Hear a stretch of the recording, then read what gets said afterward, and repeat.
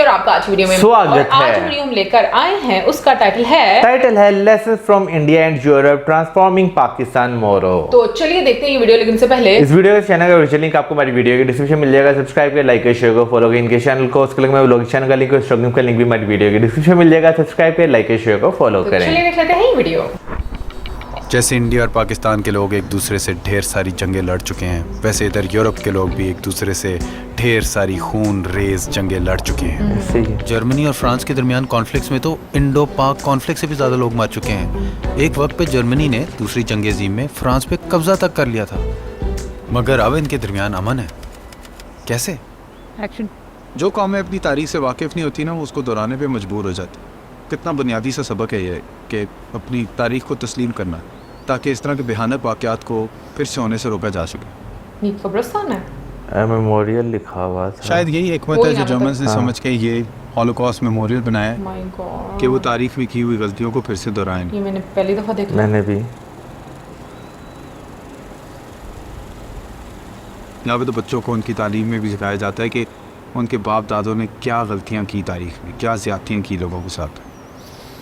हर जगह यहूदियों के खिलाफ तासुब मिटाने के लिए इस तरह के मेमोरियल्स बने। क्या हम बड़े सगीर के लोग ऐसा करते हैं? पाकिस्तानी होने के नाते मैं आपको बता सकता हूँ कि नहीं करते, क्योंकि अगर करते तो हम दूसरी नस्लों के साथ, उनकी मुख्तलिफ तहज़ीब और अकायद के साथ एक कबूलियत और बर्दाश्त का जज्बा पैदा कर पाते। मगर इधर हम कॉम्प्लेक्स तारीख को सिंप्लीफाई करके गंद को कारपेट के नीचे छुपा देते हैं, जैसे कि हमारे बाप दादों ने कभी कुछ बुरा नहीं किया, हिंदुओं ने मुसलमानों के साथ बुरा किया, मुसलमानों ने हिंदुओं के साथ बुरा किया, मुसलमानों ने सिखों के साथ किया, सिखों ने मुसलमानों के साथ किया, इंसान ने गर्ज इंसान के साथ ही बुरा किया, और कोई दूध से धुला हुआ नहीं है। और ये भी मुमकिन है कि गोरों ने इस खित्ते के लोगों को कॉलोनाइज़ करने के लिए अपनी डिवाइड एंड रूल की पॉलिसी के हिसाब से उनके दरमियान तासुबात पैदा किए, रिलीजियस डिविजन्स को डीपन किया और सेपरेट इलेक्ट्रेट्स में बांटा, effectively इंस्टीट्यूशनलाइजिंग religious divisions in politics.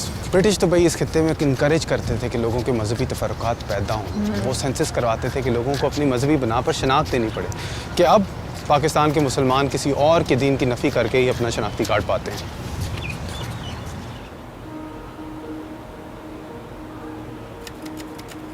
Europe इस जगह से थोड़ा आगे पहुंच चुका है। मिसाल के तौर पे जर्मनी में अपने ऑफिशियल डॉक्यूमेंट्स पे आपको अपना मज़हब बयान करना लाजमी नहीं है, लेकिन अगर आप किसी मजहबी तंजीम का हिस्सा है तो आपको उनको टैक्स देना लाजमी है। इटली ने भी European convention on human rights पे साइन कर रखा है, और आपको अपनी कागजात पे मजहबी शनाख्त बयान करने की कोई ज़रूरत नहीं। और यहाँ पे तो ज़ोरदार कैथलिक तहजीब है, ईमान में कोई घाटा नहीं हुआ। इसमें मेरे और आपके ईमान में घाटा नहीं होता, बस कोलैबोरेशन बढ़ती है, इश्तराक पैदा होता है। और इश्तराक तो परवेज़ उद्भाई साहब ने भी कहा था एक बड़ी पावरफुल चीज़ है। इंसान के बीच में इख्तलाफ तो होता है, तनाव ज़रूर होता है, मुकाबला होता है, मगर एक स्पीशीज़ के अंदर जितनी ज़्यादा इंटेलिजेंस हो उतनी ही ज़्यादा उनके बीच में कोऑपरेशन भी होती है। दुनिया दर हकीकत एक मंडी है, और इस बैनुल-अक़वामी मंडी में आपके मुल्क की पैदावार क्या है डिसाइड करती है आपकी हैसियत। इधर यूरो इस्तेमाल करते हुए मुझे अपने पाकिस्तानी रुपए की ख़ास कदर महसूस हो नहीं रही। यूनिक्लो आए हैं तो इंडिया की बनी हुई शर्ट यहाँ पे बिक रही है, प्राइम मार्क गए हैं तो वहाँ पे पाकिस्तान की बनी हुई पैंट्स बिक रही हैं। दिल तो कह रहा है कि पाकिस्तानी शर्ट ले लो, लेकिन हकीकत यह है कि इंडियन वाली यूनिक्लो की शर्ट ज़रा थोड़ी बेहतर क्वालिटी की है। और मंडी में ग्राहक का कोई दीन ईमान नहीं होता, जो अच्छी शर्ट बनाता है वो पैसे ले जाता है। सही बात है। यूरोप को इतना इंटीग्रेटेड देख के मैं अपने अंदर की कौम परस्ती पे, वो जो जज्बाती सी कौम परस्ती नहीं होती, उस पर काबू कर पा रहा हूँ। और कुछ नोम चॉम्स्की साहब के ख्यालात याद आ रहे हैं। अगर आप पूरी दुनिया को मुड़ के देखें, जहाँ पे जंगें हर जगह हो रही हैं, ज़्यादातर उनका ताल्लुक कौमी रियासत के तस्वर से और उसके सिस्टम्स और उसके बॉर्डर्स और उसकी सरहदों पे। चॉम्स्की साहब कहते हैं कि ये बॉर्डर्स लोगों के फ़ायदे के लिए तो नहीं बनाए जाते, और परवेज़ उद्भाई साहब ने भी कुछ ऐसा ही कहा था।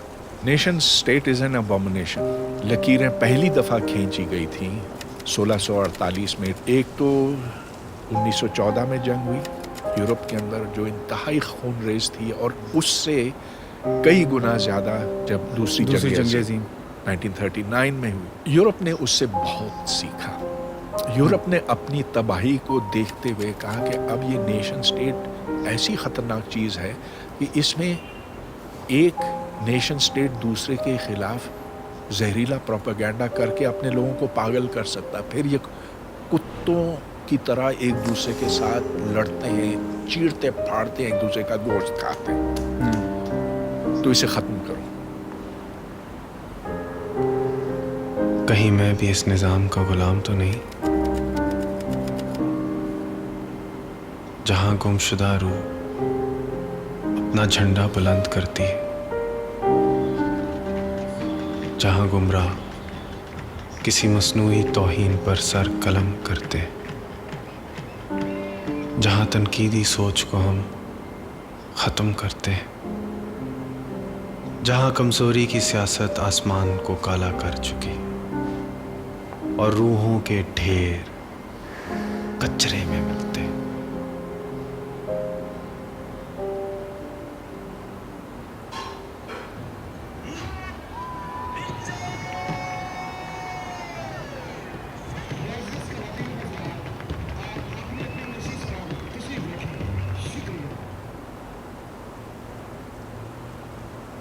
लाखों बांग्लादेशियों को याह्या खान के ऑपरेशन सर्चलाइट में मारा गया और बंगाली नेशनलिस्ट मूवमेंट जिसके अंदर सिविलियंस थे, स्टूडेंट्स थे और इंटेलेक्चुअल्स थे, उनके घर जाके उनको टॉर्चर किया गया, उनको अरेस्ट किया गया और उनको कत्ल तक किया गया। और वो भी वेस्ट पाकिस्तान ने ईस्ट पाकिस्तान की कई साल रिसोर्सेज खींचने के बाद और उन पर एक उर्दू ज़ुबान जो कि उनकी ज़ुबान नहीं है उन पर मुसल्लत करने के बाद। और आज भी पाकिस्तानी टेक्स्ट बुक्स के अंदर ईस्ट पाकिस्तान का वेस्ट पाकिस्तान से जुदा होने का इल्ज़ाम हिंदुओं पर लगाया जाता है और एज ए रिज़ल्ट पाकिस्तानी मुसलमानों को मजलूम पेश किया जाता है। ये तारीख़ में अपने आप को मजलूम याद रखने से और सेल्फ विक्टिमाइजिंग नैरेटिव पेश करने से हम अपने आप के साथ ही बुरा करते हैं, नेगेटिव स्टीरियोटाइप्स को रीइंफोर्स करते हैं, डिस्क्रिमिनेशन और तासुब और भी पैदा करते हैं और मुल्क के अंदर और मुल्क के बाहर भी कोऑपरेशन कम होती है। तो पाकिस्तान, इंडिया और बांग्लादेश को इन सब चीज़ों से आगे बढ़ने की ज़रूरत है, मगर कैसे? इधर जर्मनी में दूसरी जंग अज़ीम के 25 साल बाद जर्मन चांसलर विली ब्रांट का पोलैंड में वॉर्सॉ गेटो मेमोरियल पर एक दौरा हुआ। मेमोरियल पर ब्रांट जज्बात में आकर यादगार के सामने घुटनों पर उतर आए, जिससे उन्होंने नाज़ी हुकूमत के दौरान वर्ल्ड वॉर 2 में हॉलोकॉस्ट समेत जो जुर्म हुए थे उनके लिए नदामत और तौबा का इजहार किया।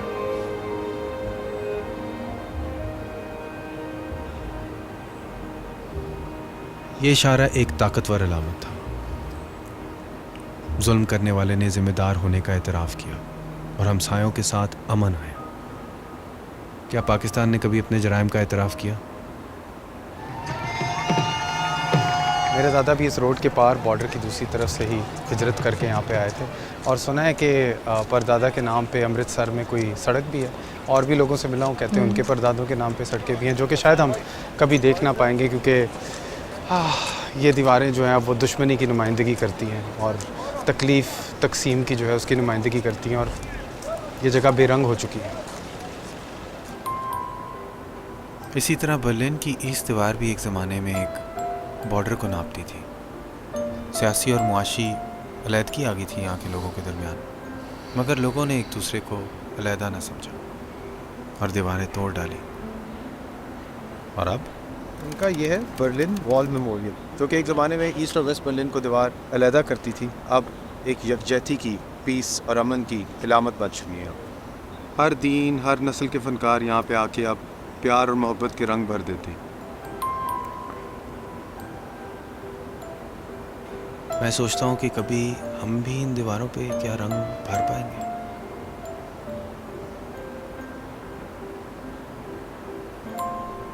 कितना दूर मैं आ पहुँचा अपने घर से, अगर इतना दूर होते हुए भी इन लोगों की पेंटिंग्स को देख के ऐसे लगता है कि मैं अपनी ही तारीख देख रहा हूँ।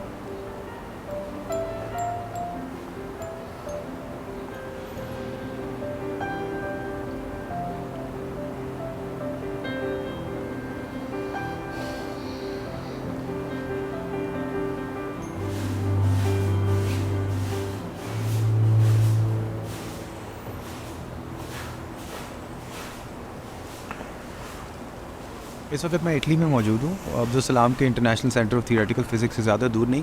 1972 में उनने यही आइडिया जुल्फ़िकार अली भुट्टो को पेश किया था, और उस वक्त जुल्फ़िकार अली भुट्टो साहब ना सिर्फ आमादा थे, मगर उसके अलावा उन्होंने ये भी वादा किया था कि वो फंडिंग रेज़ करेंगे उसके लिए। अब्दुल सलाम को भी पाकिस्तान छोड़ना पड़ा, और इससे एक नोबल लॉरिएट जिनका हम पाकिस्तानियों को फ़ख्र होना चाहिए कि वो पाकिस्तान से आए थे, उनके मुंह पे कालक मली जाती है साइंस यूनिवर्सिटीज़ के बाहर। ये हैं अल्बर्ट आइंस्टाइन। फिज़िक्स की दुनिया में आप जानते ही होंगे कि इनने गैर मामूली कारनामे सर अंजाम दिए, और जब इनको 1933 में अमेरिका शिफ्ट होना पड़ा नाज़ी परसिक्यूशन से बचने के लिए, तो इस यहूदी साइंसदान ने कभी वापस आना जर्मनी पसंद ना किया। मगर अब इस यहूदी साइंसदान के अजीम काम को इधर जर्मनी, बर्लिन, जहाँ के ये ओरिजिनल बाशिंदे हैं, उनके मुजस्मों के ज़रिए अप्रिशिएट किया जाता है, पहचाना जाता है। इनका ये स्टैचू रिप्रेजेंट करता है जर्मन्स की डेडिकेशन साइंटिफिक अचीवमेंट्स की तरफ। सदियों से एक बड़ा दिमाग नहीं पैदा किया, इस मुल्क में एक बड़ा आदमी पैदा हुआ है। मैं इंटेलेक्चुअली बात कर रहा हूं। ये मुल्क है, सबका है। जिन्ना साहब के स्टेटमेंट्स रिकॉर्ड पे हैं कि हिंदू अपनी जगह, फलां अपनी जगह, उसको आप जो भी लेबल लगाएं, डॉक्टर अब्दुल सलाम, उसको उन्होंने ठुड्डे मार के इस मुल्क से बाहर निकाल दिया। सही है, तो अब उनके नाम की यूनिवर्सिटी इटली में पाई जाती है, बाकी पढ़ने लिखने समझने वाले लोगों के पास। और ये यूनिवर्सिटी ऑफ बोलोनिया तकरीबन 1000 साल पुरानी है। इटली के शहर बोलोनिया में the oldest continuously operating university in the world. यहाँ पर दुनिया के हर कोने से बंदे आते हैं, तो जितने एक्स्ट्रा कल्चर्स आते हैं आपको उतना फ़ायदा होता है। तो ये छोटा सा शहर था जो कि यहाँ आबाद था तकरीबन 1200-1400 साल पहले, और उनके असातिज़ा असल में मुसलमान थे। वो हमारी तरफ आते थे अफ़गानिस्तान, और जहाँ मौलाना रूमी और हमारे साइंसदान, वहाँ से इन लोगों की एजुकेशन थी। दैन ये यहाँ आए, इन्होंने एक कम्युनिटी बना के यूनिवर्सिटी डेवलप कर दी। कुछ चीज़ें हैं रेसिस यहाँ पर यूरोपियंस की, नॉट ओनली इटालियंस, हाँ उनकी हैं जो कि आपको तंग करती हैं। इधर भी कुछ ऐसे ग्रुप्स हैं जो लोगों में इश्तराक पैदा करने की जगह तासुब पैदा करते हैं। कासा पाउंड नाम का एक ग्रुप है जो कि वाइट सुप्रेमेसी फैलाता है, इमिग्रेंट्स के ख़िलाफ़ रेसिज्म पैदा करते हैं। तो ऐसा नहीं कि यहाँ पे ऐसे जज्बात नहीं है। 15वीं सेंचुरी की बात है जब एक Italian philosopher, mathematician, astronomer Giordano Bruno, जिनने काफ़ी खिदमात की है मेटाफिज़िक्स, कॉस्मोलॉजी और साइंस की फ़िलासफ़ी में, क्योंकि रोमन कैथलिक थे, लेकिन उनको निकाल दिया गया था अपने अनऑर्थोडॉक्स व्यूज़ के सबब, क्योंकि वो सपोर्ट करते थे हीलियोसेंट्रिक थ्योरी को, जिसमें बताया गया था कि ज़मीन जो है वो सूरज की गिर्द घूमती है, सूरज ज़मीन की गिर्द नहीं घूमता। ये कैथलिक बिलीफ्स के ख़िलाफ़ थी बात। 1591 की बात है कि जब जियोर्डानो ब्रूनो स्विट्ज़रलैंड गया सफ़र करके, तो वहाँ पे उसको कैल्विनिस्ट अथॉरिटीज़ ने अरेस्ट कर लिया अपने कंट्रोवर्शियल ख्यालात की वजह से, और फिर कैथलिक चर्च ने उसके ऊपर कुफ्र का मुकदमा किया और उसको ऑप्शन दी कि वो अपने ख्यालात तब्दील कर ले। लेकिन जब उसने नहीं तस्लीम किया उनके ख्यालात, तो उसको जला दिया गया। ब्रूनो अपने ख्यालात में कोपरनिकस की थ्योरी से भी आगे चला गया था। उन्हें यकीन था कि कायनात लामहदूद है और बेइंतहा है, और तारों और मुख्तलिफ सूरज और सियारों पर और जानदार मखलूक़ात भी मौजूद है।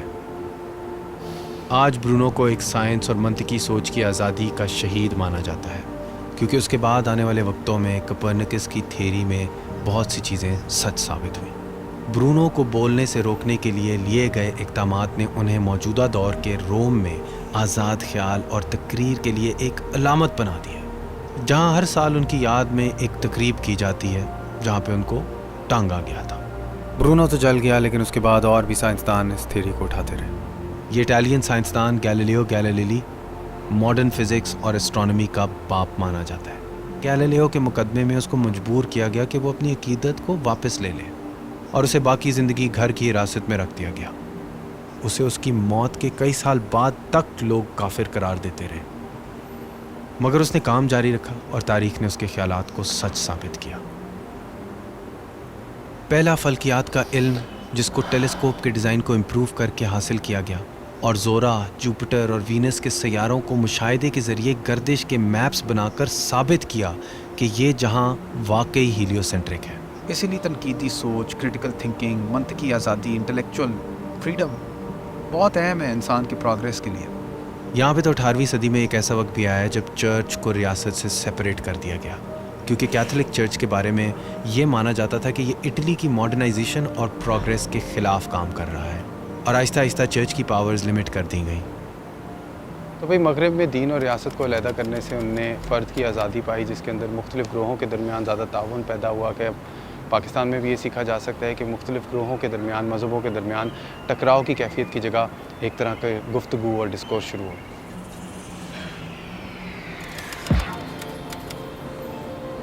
इनकी जो कॉन्स्टिट्यूशन है, जिसको ये बेसिक लॉ कहते हैं, वो एक फेडरल सिस्टम ऑफ गवर्नमेंट के लिए प्रोवाइड करती है और उसके अंदर वाज़े तौर पे बयान कर दिए गए हैं इख्तियारात और ज़िम्मेदारियाँ वफाक की, रियासत की और म्यूनिसिपैलिटीज़ की। यहाँ की स्टेट्स को इख्तियारात दे दिए गए हैं ताकि वो अपने एजुकेशन के, अपने कल्चर के, अपनी पब्लिक ट्रांसपोर्टेशन के, अपने इन्वायरमेंटल कंडीशंस के खुद ही फैसले कर सकें।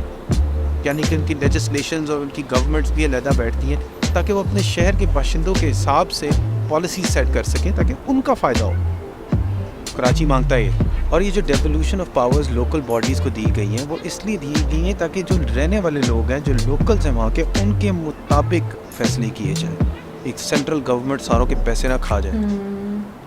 तो पंजाब खा जाता है पाकिस्तान के। पावर की डिसेंट्रलाइजेशन, लोकल गवर्नमेंट्स को मजबूत करना, इंफ्रास्ट्रक्चर को डेवलप करना, ये सब चीज़ें हम इनसे सीख सकते हैं। और हाँ, साथ साथ करप्शन भी ख़त्म करनी है। वो तो इस बार मैं बताना ही भूल गया। क्यों भाई?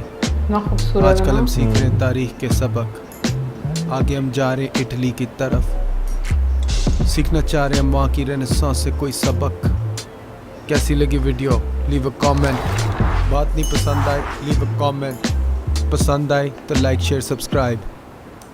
भाई आज की इस वीडियो में ना हम खास तौर पे पाकिस्तानियों की बात करें तो सीखने के लिए बहुत कुछ है इस वीडियो में। फिर वही बात है जी सीखने वालों के लिए, जिन्होंने चीज़ें जो है वो सीखनी हो। क्योंकि अक्सर मैं इस टॉपिक पे भी जो बात करता हूँ कि यूरोपियन यूनियन जो है वो कई साल जो है वो आपस में लड़ते रहे, लेकिन एंड पे उन्होंने एक ही हल इस चीज़ का निकाला कि भाई सिर्फ और सिर्फ जो है ना अमन में ही एक दूसरे के साथ मिल के चलने में ही सुकून है। वेल मैं सबसे पहले तो बोलूँगी कि मुझे इस चीज़ की खुशी है कि एक पाकिस्तानी ने एक ऐसी सोच के साथ वीडियो बनाई है। और मोरो की वीडियोस काफ़ी अच्छी और क्रिएटिव भी होती हैं। हमने इससे पहले भी एक वीडियो देखी है इनकी और आई थिंक ये सेकंड टाइम हम लोग वीडियो देख रहे हैं। बीच में कुछ फुटेजेस ऐसी थी जो कि मुझे लग रहा है कि काफ़ी ज़्यादा आपको तकलीफ़ देती हैं। और पता नहीं क्यों हिस्ट्री को जब भी हम लोग देखते हैं, स्पेशली जब हम लोग हॉलोकॉस्ट की बात करें, वर्ल्ड वॉर 1 की बात करें, 2 की बात करें, आपको सामने कुछ ऐसे मनाजिर आते हैं कि शायद आप उनको मतलब आप में इतनी हिम्मत नहीं होती कि आप उनको देख सको। जैसे डेड बॉडीज़ पड़ी हुई थी, बिल्कुल आप देखो एक तरह से उनको क्रश कर दिया गया था और जिस तरह से उनको उठा कर लेकर जाया जा रहा था, तो मुझे वो बड़े ऐसे आई डोंट नो बट मुझे काफ़ी ज़्यादा तकलीफ़ हो रही थी उस चीज़ को देखकर। दूसरा मुझे ऐसा लगता है कि being a Pakistani what I feel के हमें हमेशा अपने घर पर तवज्जो देनी चाहिए कि हम अपने घर को बेहतर कैसे कर सकते हैं। हमें इस चीज़ से लेना देना नहीं होना चाहिए कि दूसरे कंट्री में प्रॉब्लम क्या है और दूसरे कंट्री की खामियां क्या हैं। मुझे लगता है ना हमारी सबसे बड़ी खामी ये है कि हम हमेशा दूसरों की खामियां हाईलाइट करते हैं, दूसरों के फड्डों में बहुत ज़्यादा टांग अड़ाते हैं और अपने घर पे हमारी बिल्कुल भी तवज्जो नहीं है। ज़ीरो तवज्जो जैसे कहते हैं ना कि वो वाली तवज्जो है। और जैसे बीच में उन्होंने बोला भी ना कि कारपेट के नीचे गन फेंक देना और ऊपर से सब कुछ ये सब अच्छा है कि बहुत अच्छा है सब कुछ। सो पाकिस्तान में बेसिकली होता यही आया है। इट्स जस्ट कि कुछ अर्सा पहले तक हम लोग बिल्कुल ही इग्नोरेंट थे, हम लोगों को आइडिया नहीं था और हम लोगों को भी ये लगा करता था कि सब कुछ अच्छा है पाकिस्तान में। बट अभी जब से हम लोग वीडियोस देखना शुरू हुए हैं, डिफरेंट आप ओपिनियन सुनते हो, आपको लोगों के बारे में पता चलता है, तो आपको ये चीज़ रियलाइज़ होती है कि आपने तो कभी कदर ही नहीं की अपनी कंट्री की और कंट्री के उन लोगों की जो कि वाकई में इस मुल्क के लिए सर्व करना चाहते थे। यहाँ पर मैं बात कर रही हूँ डॉक्टर अब्दुल सलाम जी के बारे में कि किस तरीके से और मतलब उन्होंने जो उनकी सर्विसेज थी और जो वो पाकिस्तान को जिस लेवल पर लेकर जा सकते थे अपनी इंटेलेक्चुअल मतलब होने की बेस पर, उस तरह से हमने तो उनको एक रिकग्निशन ही नहीं दी। और एक जो फुटेज बीच में आई, सीरियसली वो मेरे लिए काफ़ी अफसोसनाक थी। मुझे लिटरली दुख हो रहा था कि हम लोग इतने जाहिल लोग हैं कि हमें पता ही नहीं है कि हमें कैसे अपने लोगों को सम्मान देना है जिन्होंने हमारे मुल्क के लिए कुछ किया। यार सबसे पहले तो मैं यहाँ पर ये चीज़ कहना चाहूँगा कि एक बड़े लंबे अरसे तक जो है ना हमें एक आदत पड़ी रही है मजलूम बनने की कि भाई हमने तो कभी कुछ किया नहीं, हमारे साथ जो है हमेशा still. अभी भी है, लेकिन अगर अब आकर देखें ना, अब आकर थोड़ा इनके आटे में नमक बराबर जो है लोग जो है ना इस चीज़ को रियलाइज़ करना शुरू हो गए हैं कि नहीं, जो चीज़ें हमें जिस तरह पोर्ट्रे की जाती हैं, जिस तरह बताई जाती हैं, जितना मजलूम बनने की कोशिश की जाती है, चीज़ें बेसिकली उस तरह से जो है वो कभी नहीं रही। ऑन दी अदर साइड जहाँ पर मैं बात करता हूँ पाकिस्तानी जो ओवरसीज़ रहते हैं, वहाँ पर रहकर जब वो किसी अच्छे जो है वो लेवल पर आपके लिए किसी अच्छे ओहदे पर पहुँच जाते हैं, अच्छी पोजीशन पे जाते हैं, तो हम उस चीज़ को बहुत ज़्यादा प्रेस करते हैं। वहाँ पर हम ये चीज़ नहीं सोचते कि भाई उसका मज़हब क्या है, वो क्या नाम देते हैं, किस फ़िरके से बिलोंग करता है।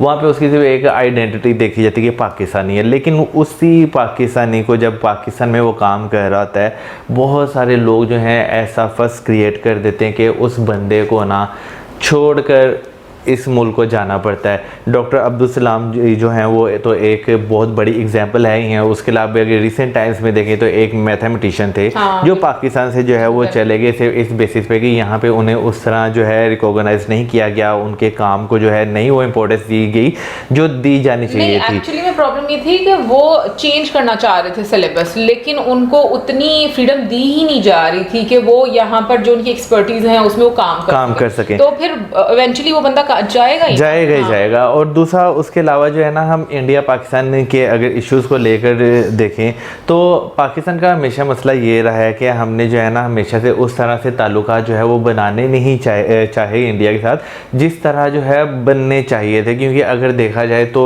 ईस्ट और वेस्ट जर्मनी की तरह जैसे उन दोनों का कल्चर आपस में मिलता है, इसी तरह पाकिस्तान और इंडिया का कल्चर भी जो है बहुत आपस में एक दूसरे से जो है वो मिलता है। क्योंकि अगर हम देखें हमारा खाना पीना, हमारा रहना सहना, हमारा यहाँ पे अगर शादियों के आप रस्म व रिवाज देखें, ठीक है कुछ डिफरेंसेस हैं, लेकिन ऑलमोस्ट जो है हर चीज़ जो है वो आपको जो है वो सेम देखने को मिलती है। तो ये चीज़ जो है हम लोगों को अगर बावर करवाएं नहीं हम मुख्तलिफ हैं, ये है वो है, तो वो सिर्फ सियासी अगर देखा जाए यानी कि पॉलिटिकल लेवल पर देखा जाए तो आपको डिफरेंट जो है वो देखने को मिलता है। लेकिन अगर आप किसी दूसरे मुल्क में जाते हैं, एक साइड पे पाकिस्तानी खड़ा है, एक साइड पे इंडियन खड़ा है, आप पहचान ही नहीं पाएंगे जब तक आपको अगला बंदा खुद ना बता दे। हमें बहुत सारे लोग इंडियन समझते थे। हम लोग जब फॉरेन ट्रिप पर गए हैं, मेजॉरिटी लोग जो हैं वो हमें इंडियन ही समझते थे। इवन कि इंडियन भी हमें इंडियन समझते थे कि हम लोग नॉर्थ वाली साइड से हैं।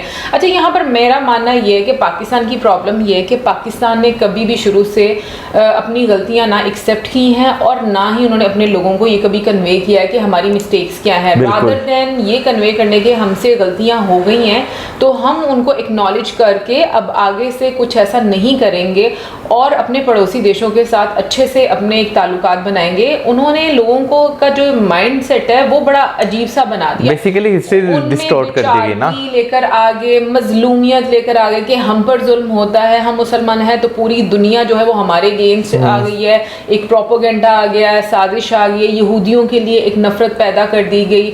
मतलब इन शॉर्ट अगर आप कहें तो मुझे लगता है कि पूरी दुनिया जो है ना वो सिर्फ पाकिस्तानियों के खिलाफ जो है वो अगर आप यहाँ पे लोगों की कन्वर्सेशन सुने ना तो कभी उसकी साजिश है तो कभी उसकी साजिश है। बंदा कि आपकी जो लीडरशिप है वो क्या कर रही है। अगर चले मान भी लेते हैं किसी की साजिश है, क्योंकि अगर फॉर एग्जांपल कल को यूरोप उठ के कह देता है कि भाई फलाना मुल्क जो है वो मेरे खिलाफ साजिश करे, भाई आपकी अपनी भी स्ट्रेटेजी है। अगर देखा जाए तो जब यूरोप में कौमियत थी, ठीक है ना, वहाँ पर आपको कितने ज़्यादा मसले जो है वो देखने को मिले हैं। ठीक है, मतलब क्या जो क्या नाम लेते हैं नेशन वाइज जो बाउंड्रीज जो है वो डिफाइन कर दी गई थी, ठीक है ना।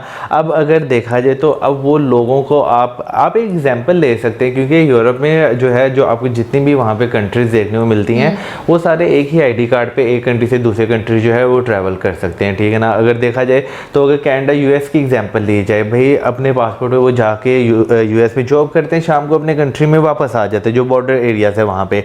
इसी तरह अगर हम जो है सिंगापुर की बात करें और मलेशिया की बात करें, अगर आपको याद हो वहाँ पे सेपरेट जो है वहाँ के लोकल जो लोग थे मलेशिया के और सिंगापुर के, उनके लिए काउंटर बनाए हुए थे कि भाई आप अपना पासपोर्ट स्वाइप करें, आप जाएं जॉब करें और वापस आ जाएं, ठीक है। तो अगर देखा जाए तो जब आप जो है ना चीज़ों को जो है बहुत एक अच्छे तरीके से लेकर चलते हैं, जब आप जो है एक डेमोक्रेसी को प्रॉपर तरीके से बहाल करते हैं, लोगों को जो है रोज़गार देते हैं, उनके बीच में नफ़रतें ख़त्म करते हैं, तो जो तफरके होते होते हैं ना वो मिटना शुरू हो जाते हैं। ओके, सो मैं यहाँ पर बात कर रही थी कि पाकिस्तान की प्रॉब्लम क्या है। हाँ। तो एक प्रॉब्लम तो मुझे ये नज़र आ रही है, और दूसरी प्रॉब्लम मुझे ये नज़र आती है कि यहाँ पर बाकी लोगों को मतलब जो उनके डिफरेंट रिलीजन से बिलोंग करते हैं उनको फ्रीडम नहीं दी। बिल्कुल। सो एक नाम ज़रूर दे दिया गया है, लेकिन ना तो उसको कॉन्स्टिट्यूशन में उस तरीके से अगर देखा जाए तो फ्रीडम है, और ना ही उसको मतलब एक आम रूटीन लाइफ में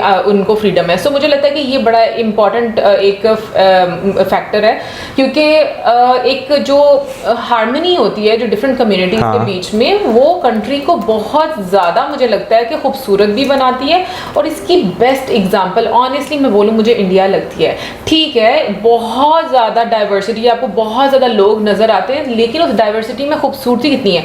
प्रॉब्लम्स हैं वो भी नज़र आती हैं, प्रॉब्लम्स कहाँ नहीं है, पूरी दुनिया में प्रॉब्लम्स है, लेकिन आप एक ही कंट्री में डिफरेंट लोगों से मिल रहे हो, तो मुझे लगता है कि इससे ज़्यादा और खूबसूरती क्या हो सकती है। ऑन द अदर साइड अगर हम पाकिस्तान को देखें तो पाकिस्तान में मतलब आपको एक इतने लिमिटेड स्केल में चीज़ें नज़र आती हैं ना, और मुझे लगता है कि इसी वजह से बहुत हद तक बहुत सारी चीज़ों की खूबसूरती ख़त्म हो गई हुई है। तो जो रिलीजन को लेकर एक फ्रीडम है ना, मुझे लगता है कि वो बहुत इंपॉर्टेंट है। आपका ये एक मुझे लगता है कि एक पर्सनल और प्राइवेट एक मैटर होना चाहिए, ना कि आपको दूसरों पर फोर्सफुली जो चीज़ें हैं वो थोपनी चाहिए, या उनको कन्वर्ट करना चाहिए फोर्सफुली कि भाई अब आप मुसलमान हो जाओ, क्योंकि ये चीज़ें बहुत ज़्यादा होती हैं, स्पेशली इंटीरियर सिंध में बहुत ज़्यादा ये चीज़ें होती हैं। और मुझे लगता है कि maybe I am not sure south Punjab में होती हैं इस तरह की चीज़ें, क्योंकि सिंध और साउथ पंजाब का जो एक सिस्टम है वो काफ़ी मिलता जुलता है। मुझे उसका नहीं आइडिया इतना, लेकिन सिंध में जो है आपको ये चीज़ देखने को मिलती है। लेकिन मैं पाकिस्तान के फर्स्ट लॉ मिनिस्टर की बात करूं जिनका नाम जोगिंदर नाथ था, वो पाकिस्तान के फर्स्ट लॉ मिनिस्टर थे, लेकिन जो है कुछ अरसे बाद उन्हें भी इस चीज़ का रियलाइज हुआ और वो जो है वापस इंडिया जो है वो चले गए थे। ठीक है, बिल्कुल। फिर उसके बाद अगर पाकिस्तान में देखा जाए तो आपको जो है जस्टिस भगवान दास जी जो है वो आपको नजर आए थे, जो पाकिस्तान के जो है चीफ जस्टिस जो है एक टाइम पर बने थे। लेकिन उसके बाद से अगर अब तक देखा जाए ना तो आपके यहाँ पर जो है ना जो मज़हब है उसको इतना ज़्यादा यूटिलाइज किया गया कि भाई जो है ना मेरा ख्याल है कि आपको जो है ना पाकिस्तान में कोई भी ऐसा बंदा जो कि नॉन मुस्लिम हो या डिफरेंट कम्युनिटी से जो है वो ताल्लुक़ रखता हो, वो आपको पाकिस्तान के किसी हायर रैंक पर जो है वो आपको नज़र आया हो कि हाँ भाई फ़लाना जो वजारत है या मिनिस्ट्री है उस पर जो है ये है। तो इसमें कोई शक नहीं कि हमें जो है यहाँ पे ये चीज़ जो है वो देखने को नज़र आती है कि नॉन मुस्लिम्स जो हैं उन्हें उस सारे राइट्स जो हैं वो नहीं मिलते। अच्छा, एक और चीज़ मैं बात करूंगी फेस्टिवल्स की। अभी जैसे फेस्टिवल्स को लेकर देखा जाए ना तो पाकिस्तान में क्रिसमस जो है वो फिर भी एक आपको ना सेलिब्रेट बिल्कुल वाइड स्केल पे नजर आता है कि सेलिब्रेट किया जाता है। इसी तरीके से पहले तो मुझे इतना आइडिया नहीं था, बट अब मुझे समझ में आती है कि जैसे यहाँ पर क्रिसमस बहुत ज़्यादा सेलिब्रेट की जाती है। अगर आप सिंध वाली साइड पर चले जाओ तो वहाँ पर आपको होली, दिवाली, ये वाले सारे फेस्टिवल जो नज़र आते हैं। बट मेरा कंसर्न ये है कि सिर्फ ये कुछ प्रोविंसेस तक लिमिटेड नहीं होना चाहिए कि एक प्रोविंस में है तो दूसरे प्रोविंस में नहीं हो रहा। मुझे लगता है कि ये हर जगह पर आपको ये कलर्स नजर आने चाहिए, खासतौर पर कल्चरल फेस्टिवल्स जो हैं, अगर कि उससे आपकी एक तो इकोनॉमी बहुत मैं कहती हूँ कि बेहतर होती है इन चीज़ों से। कोई कसम से मुझे लगता है कभी कभी पाकिस्तानियों को ये चीज़ समझा देना कि डाइवर्सिटी में कितनी खूबसूरती और कितनी बरकत है, तो शायद इन लोगों को ना कभी भूखा नहीं मरना पड़ेगा। और जो टूरिस्ट आपकी कंट्री में आते हैं वो आपकी कंट्री में सेफ फील करें, ना कि एक जत्था पूरे का पूरा उनके पीछे लग जाए। तो मुझे लगता है कि इन लोगों को पता चलेगा कि भाई दुनिया में बिजनेस कैसे किया जाता है और किस तरीके से आप अपनी कंट्री को बेहतर कर सकते हैं। इट्स जस्ट कि लोगों को इतना ज़्यादा पीछे रखा गया है कि मुझे समझ नहीं आती कि ये लोग खुद कब कोशिश करेंगे कि आगे बढ़ें। और एक और चीज़ बस मैं बोलूँगी, और वो ये कि पहले हाँ मुझे वाघा बॉर्डर जाते हुए बड़ा अच्छा लगा करता था, हम लोग इंजॉय भी करते थे। बट अब ना मुझे अच्छा इसलिए नहीं लगता क्योंकि मुझे ये चीज़ पसंद नहीं आती कि हम लोग मिल क्यों नहीं सकते। अब ये चीज़ बहुत शिद्दत के साथ अंदर आती है। इवन के हम लोग एक उस टाइम पे भी गए हुए हैं वाघा बॉर्डर में जब इंडिया और पाकिस्तान के लोग 0 पॉइंट पर आकर मिला करते थे, और आहिस्ता आहिस्ता इन लोगों ने वो चीज़ें भी बंद कर दी। तो मुझे ये लगता है क्योंकि वहाँ पर लोग एक दूसरे को इतना खुश होते थे, हेलो हाय करना, रिमेंबर, तो इतना अच्छा लगा करता था। गेट के पास जाकर लोग एक दूसरे को मिला करते थे और देखते थे।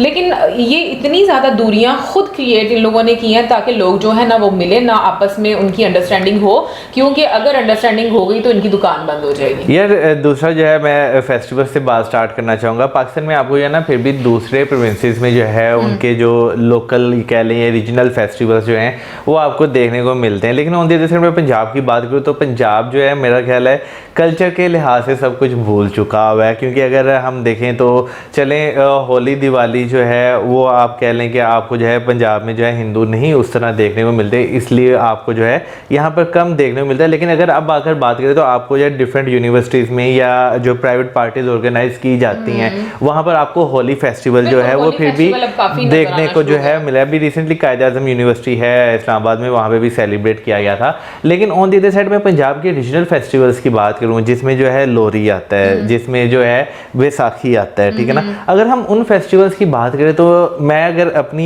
ज़िंदगी की बात करूँ ना तो मेरा ख्याल है कि बचपन में कहीं जो है हमने ये चीज़ें देखी होंगी। इवन कि बसंत की भी अगर बात की जाए तो बचपन में कहीं देखी हुई है, अब आकर बात करें तो वो चीज़ें जो है वो ख़त्म हो चुकी हुई हैं। वेल मैं तो कहूँगी कि भाई हर फेस्टिवल, हर किसी के रिलीजन का, कम्युनिटी का, कल्चर का जो भी फेस्टिवल होता है, जो भी उनका एक तरीका होता है, वो हर जगह पर उनको फ्रीडम होनी चाहिए, बिल्कुल होनी चाहिए। क्योंकि हम लोगों का ना बड़ा एक रोना होता है, बिंग पाकिस्तानी में ये बात करेंगे, पाकिस्तानी इतना रोते हैं ना, दूसरों के कंट्री में इनको प्रॉब्लम होती है भाई हमें हकूक नहीं मिल रहे, हमें प्रॉब्लम हो रही है, हमारे साथ ज्यादतियां हो रही हैं। अपने मुल्क में आप सबसे ज्यादा ज्यादती करते हैं दूसरे लोगों के साथ। सो ये मुझे लगता है कि सोच बदलने की जरूरत है कि अगर किसी की जमीन पे आपको हिस्सा चाहिए ना तो आपकी जमीन पे भी किसी को हिस्सा चाहिए, फिर वो आप एक जिगरा आपका होना चाहिए। यार हम लोगों में जो है ना मुझे सबसे अजीब चीज़ जो वो ये लगती है कि यहाँ पर हम जब रहते हैं ना तो हम जो है ना वही एक जो सोच है उसी के साथ रहते हैं। जब हम बाहर जाते हैं ना तो हम चाहते हैं कि हमारी सोच वही रहे, लेकिन हक हमें जो है वो सारों को मिले। और लिटरली मैंने लोगों को देखा है 10-15 साल जो है बाहर रह कर आते हैं, वहाँ के लोगों में रहते हैं, लेकिन जब वो फिर वहाँ से वापस यहाँ पर आते हैं ना उनकी सोच वहीं पे अटकी हुई होती है। वेल गाइस, ओवरऑल आप ज़रूर बताइएगा कि आपको क्या लगता है कि इंडिया और पाकिस्तान के बीच में कैसे दूरियां जो हैं वो ख़त्म हो सकती हैं। बहुत सारे लोग आई नो एक ही जवाब देंगे नहीं करनी हमें, तो जिन लोगों को लगता है कि हमें करनी चाहिए दूरियां, देखिए ऐसे हमारे ऐसे लोग जो है ना आपको हर जगह मिलेंगे। देखिए जैसे अभी वीडियो देखी, वीडियो में भी जो है ये चीज़ बताएगी कि वहाँ पे भी ऐसे लोग आपको देखने को मिलते हैं, मुझे पता है बिल्कुल। लेकिन मेजोरिटी जो है ना वो अगर आप देखें वो ऐसे कि वो मिलना चाहते हैं। देखो अगर पॉजिटिविटी एग्जिस्ट करती है ना तो नेगेटिविटी भी एग्जिस्ट करती है, तो हर मुझे लगता है कि चीज़ मतलब दोनों साइड्स होती हैं। तो ऑब्वियसली हमारे साथ बहुत सारे ऐसे पॉजिटिव लोग जुड़े हुए हैं, तो मुझे अच्छा लगता है उनके बारे में उनकी ओपिनियन सुनना। सो आप ज़रूर बताइएगा कि क्या वो एक रास्ता हो सकता है कि जिस बेस पर पाकिस्तान और इंडिया की दूरियां जो हैं वो ख़त्म हो सकती हैं। आपकी राय का हमें इंतज़ार रहेगा और इसी के साथ में like, subscribe, share, good bye.